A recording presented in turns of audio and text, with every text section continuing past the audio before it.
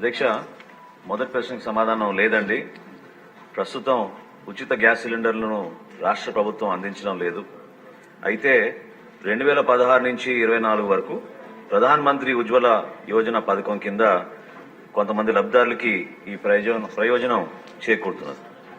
రెండో ప్రశ్నకు సమాధానం, కేంద్ర ప్రభుత్వం పిఎంయువై పథకం కింద 9,65,361 మంది లబ్ధిదారులకి మొదట ఉచిత ఎల్పీజీ సిలిండర్తో పాటు ఉచిత ఎల్పీజీ కనెక్షన్ కూడా మన రాష్ట్రంలో ఇవ్వడం అవుతుంది. అధ్యక్ష, ఎన్డీఏ కూటమిలో భాగంగా మేము ఇచ్చిన మేనిఫెస్టోలో ఖచ్చితంగా మహిళలకి ఉచిత గ్యాస్ సిలిండర్ల గురించి ప్రస్తావించాం. దానికి మన ప్రభుత్వం కట్టుబడి ఉంది. తప్పకుండా మూడో ప్రశ్నకు సమాధానం, మహిళలకి ఉచిత గ్యాస్ సిలిండర్ గురించి త్వరగా దీనిపైన నిర్ణయం తీసుకుని వివిధ శాఖలతో మేము చర్చించుకుని సభాముఖంగా మరొకసారి గౌరవ సభ్యులకు అందరూ కూడా తెలుపుతాం. అధ్యక్ష, క్వశ్చన్ నెంబర్ 83 అండి. సార్ మీరే మొన్న 83. థ్యాంక్ యూ అధ్యక్ష. నిన్న గౌరవ ముఖ్యమంత్రి గారు గవర్నర్ గారి ప్రసంగంలో రాష్ట్రంలో ఉన్న ఆర్థిక పరిస్థితి గురించి, వెంటిలేటర్ పైన ఉన్న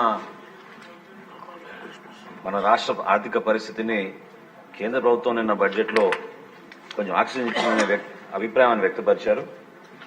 ఈరోజు ఈ ప్రశ్నకి సమాధానంలో కూడా మీకు అర్థం అవుతుంది. ఒక పర్ఫెక్ట్ ఎగ్జాంపుల్ ఇది, ఏ విధంగా మన రాష్ట్రాన్ని వీళ్ళు ఆర్థికంగా ఎన్ని ఇబ్బందులు పెట్టారనే దానిపైన మనం ఖచ్చితంగా ఈ ప్రశ్న ద్వారా మనం మాట్లాడుకోవచ్చండి.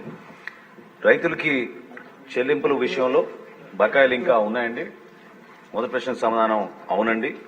రెండోది, రబీ పంటలో 2023-24 కాలానికి గౌరవ సభ్యులు అడిగినట్టుగా నేను జిల్లాల వారీగా వివరాలు ఇస్తానండి. పశ్చిమ గోదావరి జిల్లా మేము ధాన్యం సేకరించింది 6,41,129 మెట్రిక్ టన్నులు. దానికి చెల్లించవలసిన నిధులు ఇంకా 424 కోట్ల రూపాయల 55 లక్షలు. అదేవిధంగా తూర్పుగోదావరి జిల్లాలో 2,28,423 మెట్రిక్ టన్నులు సేకరిస్తే ఈ రోజు వరకు కూడా ఇంకా మేము చెల్లించాల్సింది 27 కోట్ల 66 లక్షలు. ఏలూరు జిల్లాలో 2,01,369 మెట్రిక్ టన్నులు ధాన్యం సేకరిస్తే చెల్లించాల్సింది 47 కోట్ల 53 లక్షలు.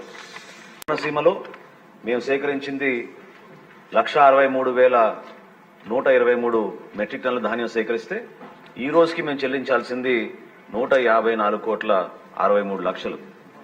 కాకినాడ జిల్లాలో మేము ధాన్యం సేకరించింది 25,982 మెట్రిక్ టన్నులు అయితే ఈ రోజుకి మేము చెల్లించాల్సింది 9 కోట్ల 49 లక్షలు. బాపట్ల జిల్లాలో 4,981 మెట్రిక్ టన్నులు మేము సేకరిస్తే ఈ రోజుకి చెల్లించాల్సింది 10 కోట్ల 54 లక్షలు.